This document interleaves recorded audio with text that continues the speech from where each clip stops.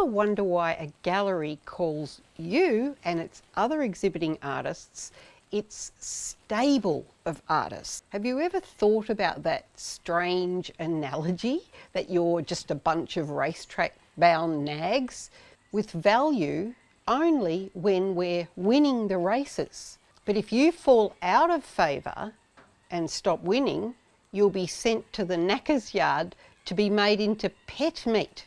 How about that? I know that sounds pretty crazy, but stop and think about it. You probably don't see it that way. And there's a reason you don't. And it's actually where you come undone. When you're in your early stages of your art career and the goal seems to be to get into a commercial art gallery, it feels like that's the measure of success. But the problem is when you're in that early stage, your delicate ego is still forming up, and it will do anything to confirm that it's valid, to get accepted and approved. The compromises you're willing to go to at that vulnerable stage are enormous. You're like putty in their hands. It's very tricky. In those early stages, we are so easy to crush and yet basically so easy to manipulate because of it. Anything to get the first leg up, to get on the gallery's race card for the year. See what I mean about being a racehorse? This is going to be a bit of a tricky video. I know it's going to probably offend a lot of people and make a lot of people mad, but I want to ask that question.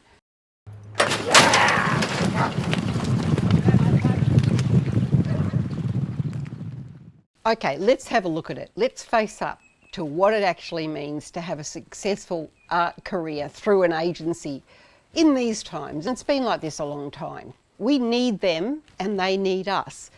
But I want to break this down a little bit so we can get just a bit more realistic about everything and we don't measure ourselves only by these things. Hello everyone, it's Helen Norton here, and today we're going to look at the first trap, the trap that gets us locked into that stable. Many artists, when they dream of being in a gallery, don't realise what it actually looks like in reality if they haven't got there.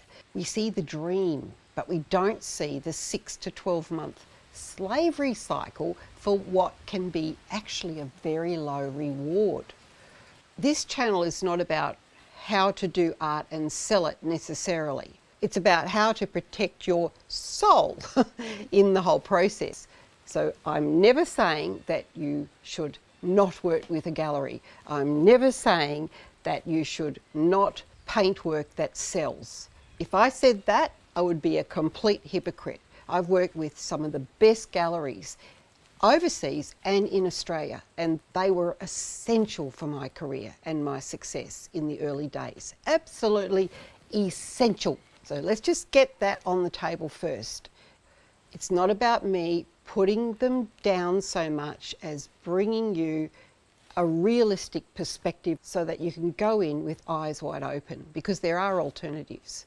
This channel is more about a more sustainable, wholesome way of going about your life as an artist. It's about understanding that your creative voice is going to evolve with you as a human being, and it's highly likely that it will evolve well and truly beyond one single vocation if you let it. That's the key. A lot of you think, oh, once I become an artist, that's it, it's all done, I'm good for life. Not necessarily so. To be on that contract for life, you would have actually left a lot of other parts of yourself behind, your core creative self. So I'm here to tell you that if you limit yourself to the small container of the art world, and what I mean by that is the containers or the buckets for the social contracts, you're going to find yourself choking to death eventually. You still need them, but you mustn't use them as your overarching measure of your self-worth, your creative self-worth. What we think of as the pinnacle of an art career is getting into a gallery. And I'm just saying it's often a really short and limited hangout that can suffocate your creative instinct to death. So this isn't just a concept that I want you to think about, abstractly. It's something I want you to feel for yourself. We're going to break down what this container is and why it exists, and I want you to stick with me because at the very end I'm going to give you a personal map. I guess you could say a set of questions that might help you start discovering the true untamable explorer that lives inside you. So let's get into it. And this isn't just for painters, it's for all creative people.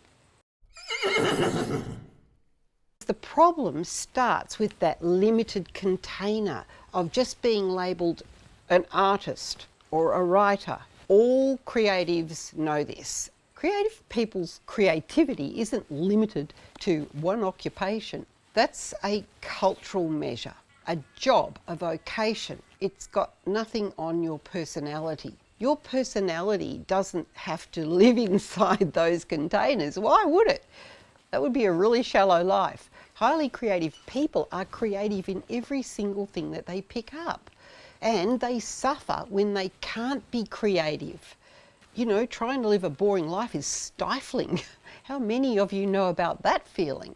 When you're forced to conform to some restricted boundary. Like being an artist limited to, you know, this particular room in the house or this particular time that you do it. But really creative people, which you are, that creativity comes out of every orifice all the time, apart from when you're having a bad day. And we all have plenty of them. You see it in how creative people raise their children, the way they write their emails or letters, how they have relationships that can get pretty crazy. It's everywhere. And that leads to the next problem. The problem of the limit. So we have this battle, the external world, the culture that we need to live in, with its need to categorise you versus the powerful little creative being that you actually are. And from the very start of my own successful career, and I'm talking after decades of work and over 60 solo exhibitions, blah, blah, across the country and overseas, even then I felt this chokehold of that vocation all the time. My creativity was trying to kick the door down. But every time I tried to go outside my lane, my designated niche of being an artist, I was pushed away from what was easily marketable. So that's not just within the styles that I might be using or the topics, but also the actual process or vocation as a painter.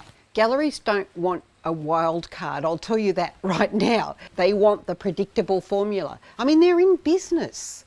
We can't blame them. But that's what drove me to run 7 of my own art galleries over the years and to build a print distribution business that lasted 30 years. It wasn't just about business. It was about my soul demanding more containers to explore because the painting box wasn't enough, and the painting box for the commercial art exhibitions in particular. So here's why it's so important. If you sail through life as a racehorse with a bridle on, what happens when you're not happy anymore?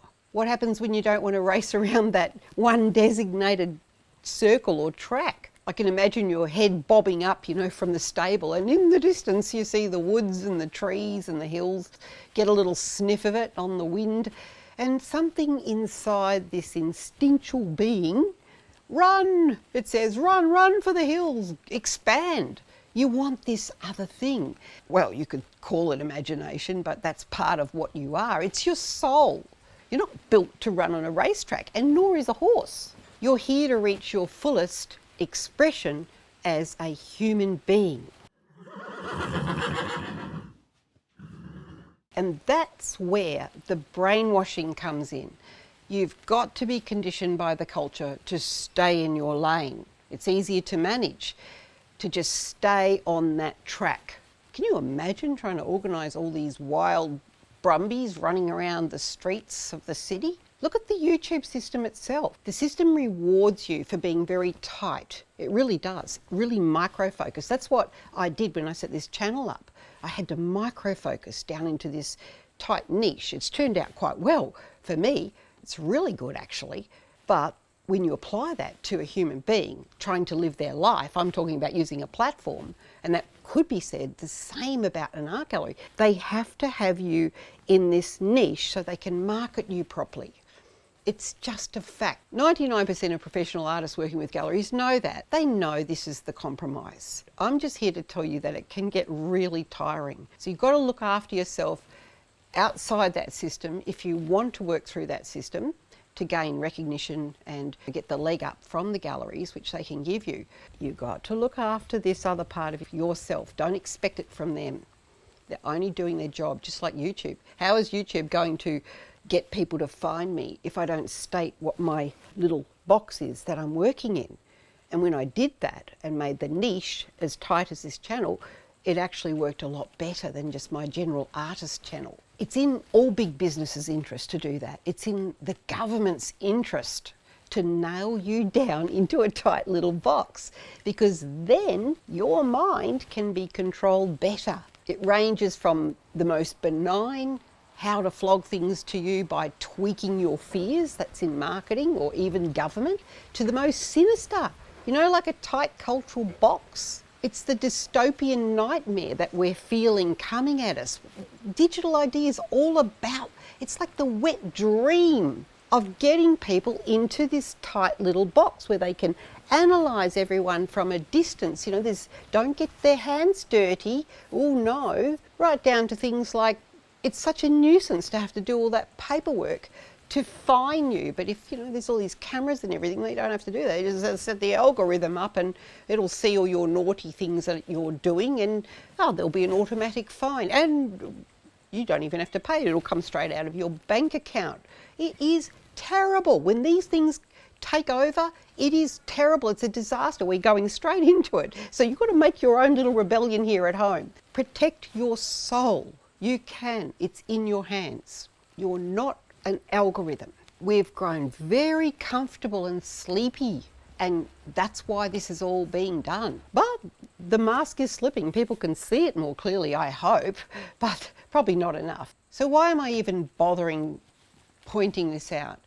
Well, we've got to make a stand, guys. This is a human thing. If you're a creative person, you've got to make a stand, because you need to defend this in yourself at the very least. Hold on to it. It's so important. You can dig deep and locate that seat of your soul, and you can use that as a measure as you go forward, not your outside approval.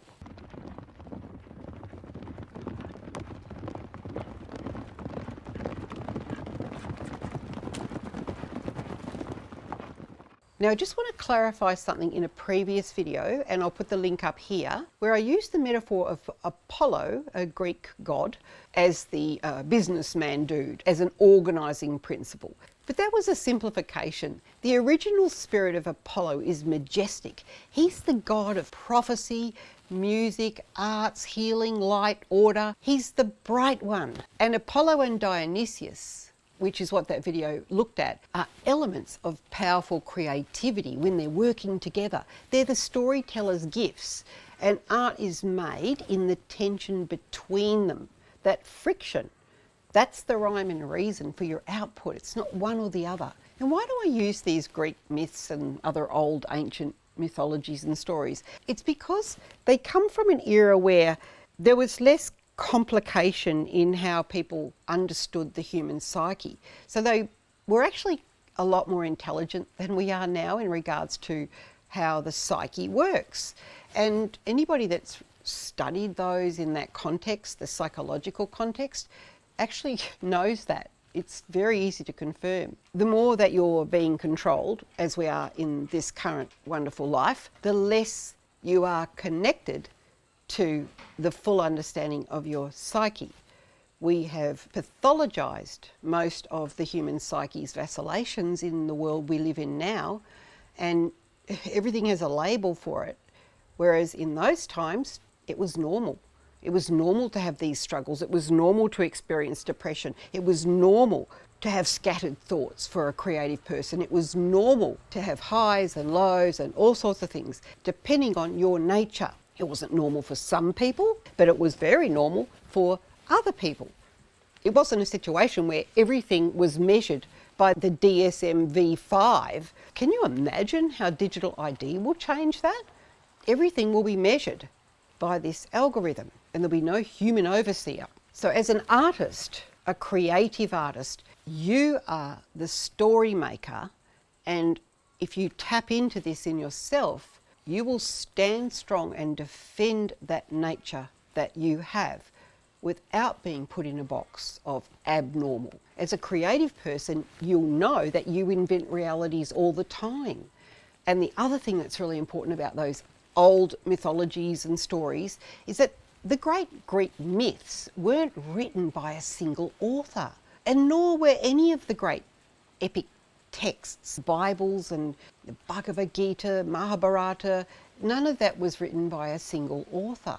It's amazing, really, that we seem to think one person wrote these tomes. They evolved as part of an oral tradition over centuries. And then, of course, they get manipulated into propaganda as you go. Depends on who's in power, right? So let's just stay with that more lovely evolution of wisdom, of psychological wisdom, and what appealed to people. You know, you just imagine Shakespeare and the plays. Why were they popular? Because people related to the stories. This is how things formed. The popularity of a story was measured when the bard would, you know, that was his job. He'd go around and tell these amazing stories. There was no internet or books. And it was the response to the stories, because people would relate to them, and the better the response. In a way, it's the more true to the human condition. So as an artist, this is such pivotal information for you to absorb and think about. This is where you are Homer. Don't forget it. Just wake up. Stop being small. Be powerful. Bring your voice up from the core of your soul. Believe in it. Dig into the pain and then dish it up. Even if it's painting a flower, a bird, I don't know, red square, if that helps to salve the pain. And if you've got to paint something bleak, do it. But if we're going to do that, we have to talk about the enemy and what we're dealing with here.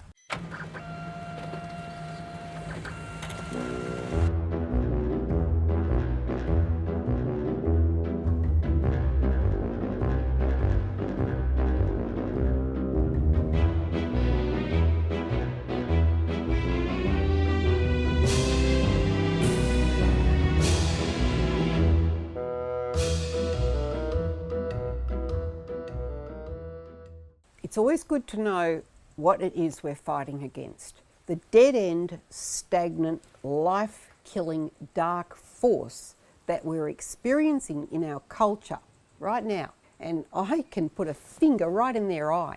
It's the empowered bureaucrat. This isn't personal about a particular person being a bureaucrat. It's about the rise of this species. That's a pretty strong word. It's a rise and empowerment of this role in life. It's got way too much control. This fast replicating cretin is not Apollo. This is not a businessman in the upper world, you know, doing all his business stuff, putting things in order. It's actually Apollo's enemy. The bureaucrat is Apollo's enemy. It's the cancer of the soul for the human race. He's circling our territory with basically the intent of bleaching everybody's souls with Clorox. And he does it because he has no idea what he's destroying. And, you know, he, she, doesn't matter. He's basically a moron. It's only a part of the human psyche, the bureaucrat. That is what poisons our work. That is what debases our attempts to live a soulful life, not just for artists. This thing infests art institutions, turning them into lifeless tombs. It consumes entire governments into a state of paralysis. We see it all the time. Red tape, pointless rules and laws and conditions, all about in the interest of safety and all the rest of it, but it never is it? All care and no responsibility, isn't it? That's why they need systems. The evolution of this wormy species was only possible because we gave it permission. Our need to control our fears with order is what made it evolve so well, so strong. But once it bloats, it separates from service to us and becomes a parasite. And like all parasites, it moves to control the host, your mind, just in case you try to flick it off. Censorship, that's it. It's worked. You believe you need it.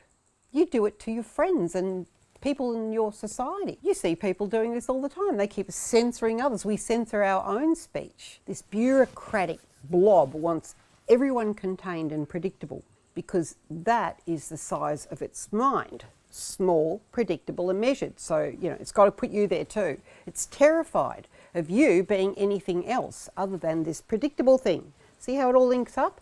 You know this. You bloody well know it, don't you? Sometimes we're just frightened to say it. So now what? There you go, censorship. All right, Helen, what now? I'm saying to you, this is your enemy. If you feel like this business of being a truly creative artist, putting it out there is hard, it is. You're not imagining that. You're not inferior, you're not a bad artist if you don't really like the idea of going into commercial galleries. You do get sick of being a single dimensional being. It really works while your ego is completely tangled up in it all, but eventually it just runs out. As the ego that wants approval and needs approval, which is really natural in earlier stages of your career, as that starts to back off as you're developing, the deeper parts of yourself from your shadow, you see through it and you think, what the blazes is going on here? You're here to psychologically and spiritually evolve right through to death. And I keep coming back to that Hindu triad, the cycle of creation, preservation and destruction, and it keeps going round and round. And you can see where the bureaucrat has bloated, and that's in the preservation stage, Vishnu, it's called Vishnu. So you've got creation is Brahma, Vishnu is preservation, and then you've got Shiva, which is destruction. And the whole idea is that you don't get stuck in one. You're not one of these characters, but this is actually the cycle of life. You can't renew anything until something else is removed or brought down, destroyed. And that also applies to your psyche. So you have ideas about life and you can't evolve your psychology or your spiritual growth unless you actually end something and begin a new thought or idea or way of seeing things. It happens in nature, it happens in our psyche, it happens in our life. It's all just this one big circle. And you can see that this trap of preservation, Vishnu, so something really good gets created in a society. Let's say the evolution of a good orderly world through someone creating great systems that we can work with, systems of law, system of great medical health, good food, etc. And then this bloating of Vishnu comes in. This is the preservation because there's a fear, and that's why we all support it, that you don't want to lose that lovely, everything. You don't rock the boat. That's the Vishnu. Same as in your career. So you're going through your art, you've come up with a great formula, in a style, it's going so well. Don't rock the boat. The gallery, everybody loves it. Your bank account's filling up, yay. But then what happens is there's a disturbance in your psyche. You start to get bored or think, I feel like I'm in a trap. That's why, then you start trying to do other things and make a mess of your career sometimes because you actually can't stop it. It's in cycles. It doesn't mean you've got to smash everything to move on, but you've got to change how you're seeing things. You've got to change your approach to things. You might need to pull something down in order that you can move back to the creation, the renewal cycle. This could even be in a good marriage. You're both coming at it with some pig-headed attitude, and then the transformation is possible by stopping the attitude, not necessarily killing the marriage. And then as a result, you come back around and you can start again. It's the renewal, it's the creation of a whole new attitude to life. And then you go through this steady period. Same thing with everything. I think, to me, that's the one I always go back to. For me, I started as a young girl, as a dreamer, a writer. I didn't long to be an artist. I wanted to be an explorer. I wanted to go to the desert to discover things. I'd never been there. I just had this urge. When I went to the art museum in Melbourne, I didn't go to the painting area first. I always went down to the Museum of Science. I'd spent hours down there looking at all the taxidermy, the little tiny bones in the birds, ancient pottery, all this evidence of the genius of humankind, nature. I can still see myself with my nose like right up against the glass, looking at those tiny perfect birds they'd captured with taxidermy. And I'd think, That's just so perfect. It's a miracle. The idea of becoming a painter was an accident much later. It was actually tied to ego and money. That's a story for another day. These boxes, these occupations are not who you are. I didn't evolve from the seed as Helen Norton, narrative artist. I rocked up as a baby, like a little seed, with a particular nature. And it was a design that would keep me as a life explorer for my entire life. If I look back at my life, that's really what I've been doing. And once I got into exploring the places of dreams, wow, that was a whole different thing. And then, tied it up with Jung, wow, supercharged. So then the word explorer, which I'd been doing in the outside world, traveling a lot, exploring all sorts of concepts, anything I could get my hands on. But that explorer idea took on this whole new meaning. I was suddenly off the racetrack and over the hill. No longer thinking, in this little tight container of like what you see around you. It was the inner landscape. And it took me years to put these two things together so that they would be harmonious. So now here I am. I'm still a writer, a dreamer, an explorer, fixer, an impatient, curious explorer, and I paint. And that's the thing I want to get across to you. The only reason I can sit here now doing this work on this channel is because decades of playing that game and thankfully winning it gave me the financial freedom to finally walk away and have the time to share what's true right here, to become more of a gentle guide to help others. So it's all very well for me to be here telling you all these things, I know, these big concepts, but I've found on my own journey that writing things down a lot was as if I was constantly drawing myself little maps to help sort out my own mind. I think that's why I loved writing so much. There were no limits. It's how you turn a big messy idea into a personal truth, by expressing it. Even if you don't ever revisit those maps, you're making them. You leave an imprint somewhere. The cure is the process of doing them. It's almost like it's a form of travel for your own soul through time and space. I always felt as I wrote the words, as they manifested, I suppose, it was like a vehicle that moved me forward. Even if you burn the words, you've already moved because of you doing them. And that's why the success of Julia Cameron's Morning Pages was so huge. People just had absolute breakthroughs because the pressure was not on them making a Dear Diary entry. It was about purging this stuff out. It's like rough sketches as you move towards the masterwork. So I created a bit of a map for you to follow. First, I want you to name your official container. My official container. The world labels me as a fill in the blank. It's the label that the world has given you. Painter, designer, writer, housekeeper, cook, whatever. Write it down. Next, we've got the museum test. I want you to think back to when you were a child before anyone told you who you should be. What were the rooms of the Museum of Life that you wandered through? Where did your soul wander through? Not necessarily physically, but if you loved hanging out somewhere, that's good to write down. Then I want you to name your other identities beyond your normal official job or role. Are you also a gardener, a storyteller, a parent, a fixer of broken things, maybe an organizer? You're the one that keeps the place tidy. Put down a list of at least 5 other things that you are. My other identities beyond my job. And finally, based on all of that, what is the great exploration your soul is actually on? Not the job title, but the real theme of your life's work. Can you work it out? You may not, but you probably won't be able to work it out, because why would we continue with life if we knew what the answers were? But you'll have an idea of what you think it is. I knew mine early, and it's still the same.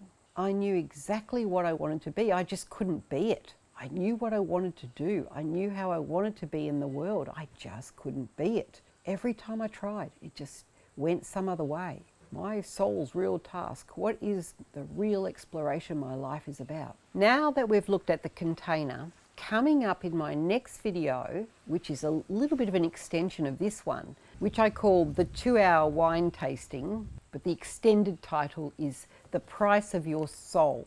Your dream gallery show is a 2-hour wine tasting. And in that, we're going to examine the cage itself.